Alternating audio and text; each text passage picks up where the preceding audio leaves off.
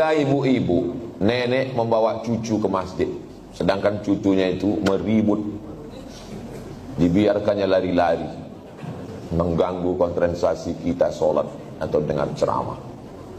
Saya balik ke Pekanbaru ini 2008, sekarang sudah 2025, belum pernah sekalipun marah karena anak menjerit lari-lari, belum pernah sekali. Kenapa Ustaz tak pernah marah? Karena budak itulah nanti yang akan meramaikan masjid. Kalau kita marah ke budak-budak kecil, siapa yang akan sembahyang ke anak jahil nanti? Ada masjid itu kadang tak ada suara anak-anak, sepi, atuk-atuk semua.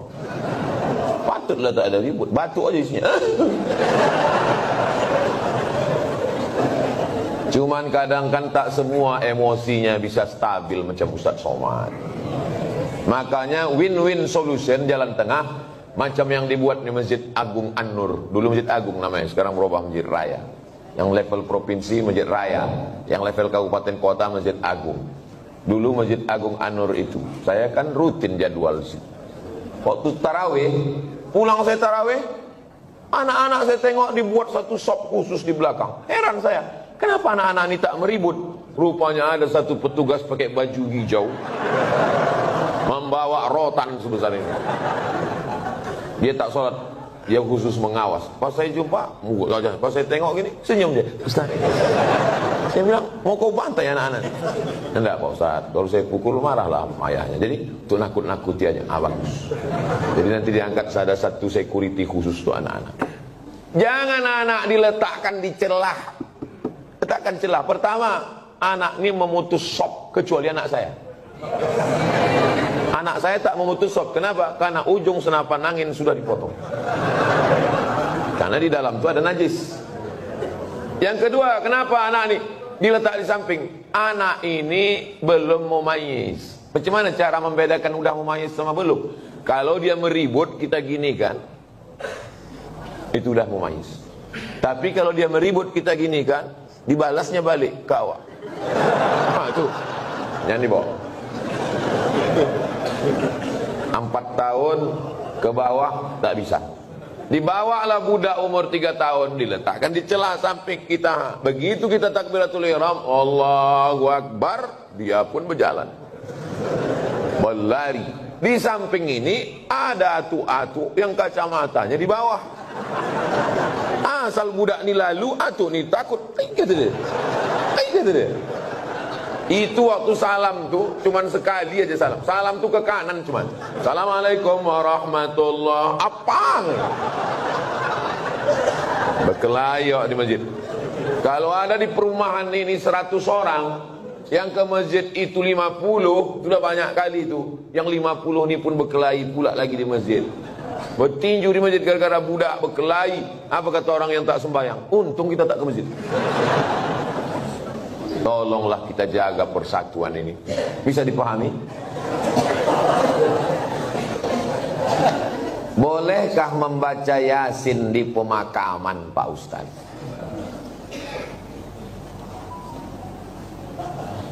Kata Imam Nawawi, meninggal tahun 676. Nama kitabnya Riyadhus Shalihin min kalami Sayyidil Mursalin. Dia mengutip pendapat Imam Syafi'i. Wa qala Syafi'i, Imam Syafi'i berkata, wa in khatimul Qur'ana kullahu kana hasanan. Seelok-eloknya, sarancak-rancaknya dikhatamkan sakhatam Quran. Bukan surat ya, sakhatam Quran. Saya tak bisa membacakan sakhatam Quran di makam emak saya, karena makamnya di Sumatera Utara. Saya mau pergi, saya membaca di rumah. Di makam saya minta ada orang membacakan sekhatam di makam almarhumah emak saya, mengamalkan fatwa Imam Syafi'i. Yang seelok-eloknya dikhatamkan di kubur itu sekhatam. Kalau tak sanggup sekhatam, maka bacalah hatinya Al-Quran. 30 juz 114 surat tuh. Mana hatinya? Wa qalbul Quran ya. Itulah mengapa kalau kita ziarah kubur membaca surat ya.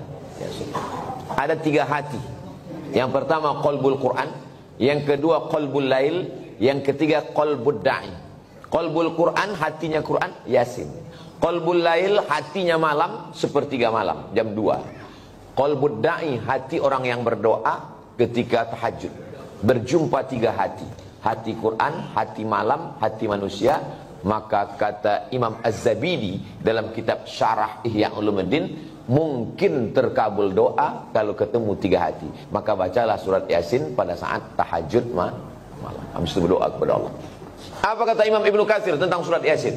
Ma quri'a fi amrin asirin illa yassarahullah. Kalau dibacakan kepada perkara yang sulit, yang susah, dimudahkan Allah. Maka kalau saya ziarah kubur, saya baca Yasin, Al-Fatihah, Qul huwallahu 3 kali, Al-Falaq sekali, An-Nas sekali, pangkal Al-Baqarah sampai wa ulaika humul muflihun, ayat kursi, ujung Al-Baqarah lillahi mafis 3 ayat. Habis itu tahlil afdalul dzikri fa'lam annahu la ilaha illallah. Habis itu hadiahkan pahalanya. Ya Allah, sampaikanlah pahala bacaan nang ku baca iko kepada almarhumah amak, almarhum ayah, atuk nenek, muslimin muslimat yang ada di makam ini. Allah maghfir lahum warhamhum sampai habis. Itulah yang saya ajarkan ke anak saya, ke keponakan saya. Saya kalau balik ke kampung ziarah, saya bawa anak keponakan, saya baca, saya kasih tahu. Aku membawa kau ke omak ayahku. Nanti kalau aku mati, buat pula macam yang ku buat ini. Bawa anak bini kau ke kubur aku. Paham? Yo, kata dia. Begitulah yang kita baca dalam ulama-ulama Imam Nawawi. Kalau ada orang di Pekanbaru ini yang tak percaya bahwa bacaan itu sampai pada orang mati, saya tak bisa membuktikan. Karena ini perkara ghaibiat. Saya hanya bisa menyampaikan dalil-dalilnya. Saya tak percaya, kata dia. Ya macam mana membuktikannya? Maka kalau ada orang yang menantang saya, belum ada lagi. Saya tak percaya. Tolong nama kau lengkap sama nama ayah kau. Nanti kalau kau mati, ku kirim. Kalau tak sampai, cepat kasih kabar. Ini kan masalah gaib. Kalau masalah gaib ini yang ditengok adalah dalil. Ana Rizki, khirijin min Ma'had Nuril Hidayah Bengkalis. Sa'usallimukum ya Ustadz. Kaifa ra'yukum law nastamir ad-dirasah al-aliyah lakim lan najid ridha min walidina. Nama saya Rizki. Khirijin, khirijin jamak, mufrad khirijun, khirijun. Saya alumni dari Ma'had Nurul Hidayah Bengkalis. Sa'as'alukum, saya mau bertanya ke Ustaz. Kaifa ra'yukum law nastamir ad-dirasah, nuwasil ad-dirasah. Laisa nastamir, nuwasil ad-dirasah. Bagaimana pendapat Ustaz kalau kita mau melanjutkan ke perguruan tinggi tapi orang tua tak setuju? Mau melanjutkan perguruan tinggi fil kharijid daulah, mau keluar negeri, tapi mak dia tak setuju. Saya ini adik-beradik 2. Saya anak pertama, adik saya berdua cuman. Laki-laki dua-duanya. Tak banyak anak mak saya. Jadi waktu saya lulus mau ke Mesir, berat dia mau lepas saya. Aku anakku 2, tak ada anak betino. Semana nanti aku dah tua. Datang wak saya, abang mak saya, menasihati dia. Harimau mati meninggalkan belang, gajah mati meninggalkan gading, manusia mati meninggalkan hutang. Harimau mati meninggalkan belang, gajah mati meninggalkan gading, manusia mati meninggalkan nama. Kalau kau tahan somat ini di celah ketiak, beginilah cuman dia. Tapi kalau kau lepaskan diri belajar, jadi orang dia, mengajar dia, mengalir pahalanya sampai hari kiamat. Betul cakap puasa itu. Sampai hari ini di mana aja saya tausiah, pahalanya mengalir ke makam almarhumah mak saya. Maka ibu-ibu yang sayang ke anak, bukan kalian siapkan anak dalam kelambu, bukan kalian suapi, lepaskan dia sejauh mata memandang. 4 tahun aku tak balik. Kenapa tak balik? Ongkos mahal. Sampai terpikir juga di kepala, jangan-jangan aku anak angkat, anak adopsi. Balik. Sampai akhirnya 2017 saya daftar S3 ke Sudan. Waktu itu umur mak saya sudah 70 tahun. Saya suruh Muhammadiyah. Saya bilang, mak, saya mau mencoba dia, kuat tak dia. Mak sekarang sudah 70, di rumah ini sendiri. Aku mau S3 ke Sudan. Nanti kalau S3 ini 2 tahun aku di Sudan tak balik-balik. Apa kata dia? Pergi kau ke Sudan sampai doktor baru kau balik. Kalau aku mati, matilah, yang penting mengalir pahalanya. 70 tahun umur mak saya. Sampaikan video ini ke mak kau. Kalau tak mau juga dia nerima, Tahu maaf kali itu. Ibu kalau sayang sama anak, lepaskan dia sejauh mata mandang. Nanti dia akan balik pulang. Setelah saya punya anak, baru saya tanya, mak, berat rupanya berpisah sama anak. Oh iya. Macam mana mak dulu bisa berpisah sama aku 4 tahun? Asal udah dekat bulan puasa, hari raya, ku carilah budak-budak yang hitam macam kau. Ku bolikan baju, ku undang ke rumah, ku kasih makan. Hilang rinduku ke kamu. Begitu rupanya cara dia. Kadang-kadang sedang mencuci di dapur, ku dengar suara kau main bau. Oh mak, bukan tanggung melepaskan anak itu. Sedang mencuci, didengarnya suara saya itu memanggil.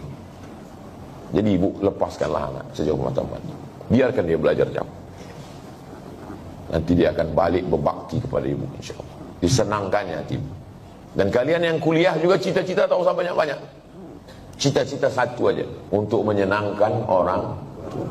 Saya dulu tak tahu mau jadi apa. Tak terpikir saya akan tabligh akbar, tak ada. Yang saya fokus adalah aku mesti kuliah S1, S2, S3. Nanti kalau sudah dapat tu ijazah 3, ku bawa ijazah ni ke Malaysia, aku mau jadi dosen. Sesudah aku dapat duit, akan ku senangkan rumah ayahku. Itu cuma, tak banyak, tak lain. Maka tak pernah saya berdoa lebih. Karena semua yang dikasih Allah lebih dari yang saya minta. Saya minta cuma S1, S2, S3, dikasihnya saya profesor. Saya cuma mau minta jadi dosen di Malaysia. Sekarang di mana aja saya bisa mengajar. Diminta di Universitas Sabah, diminta di Universitas Malaysia. Saya bilang, rektor, saya tak sanggup untuk mengajar per semester, saya mesti keliling. Saya datang 6 bulan sekali ya, 6 bulan sekali pun jadilah Pak Ustaz. Jadi setiap 6 bulan sekali saya datang kuliah. Bahagiakan orang tua. Lepaskan anakmu, wahai bapak ibu. Sejauh mata mandang di hari petang dia akan pulang. Dia tahu di mana letak sarang. Mati kalian, mengalir amal jariahnya insyaAllah. Walaupun nampaknya jawaban ini untuk mak ayah dia, tapi video ini ditonton oleh ayah-ayah, mak-mak yang akan melepas anak. Karena pulang kami dari sini nanti, kami akan melepas 50 anak Riau yang akan berangkat ke Al-Azhar Kairo, Mesir. Seminggu yang lalu saya di Makassar, melepas 50 anak Makassar yang akan berangkat ke Mesir. Orang tuanya saya nasihati, anak-anaknya juga saya nasihati, supaya orang tua melepas anak. Karena kalau kita tahan anak kita ini, siapa yang akan melanjutkan dakwah ini? Saya tak mau anak saya sekolah agama, nanti kurus macam Ustaz Somad. Saya ini kurus bukan tak makan. Kalau ada pejabat-pejabat itu dapat ikan yang paling mahal, namanya ikan Napoleon, 1 juta harga ikan. Ada bupati, ada kapolres, ada dandim, ada kepala dinas. Yang pertama kali menyuap ikan 1 juta itu siapa? Abdul Somad. Apa kata orang itu? Silakan Pak Ustaz. Dikasihlah ketam kepiting sebesar piring besar, disingkel. Bupati tak berani makan, tentara gagah dan dim tak berani makan ketam. Polisi berseragam berpistol tak berani makan ketam. Tak kalian makan Pak, kolesterol Pak Ustaz. Saya makan ketam tuh habis. Hidup saya sampai sekarang.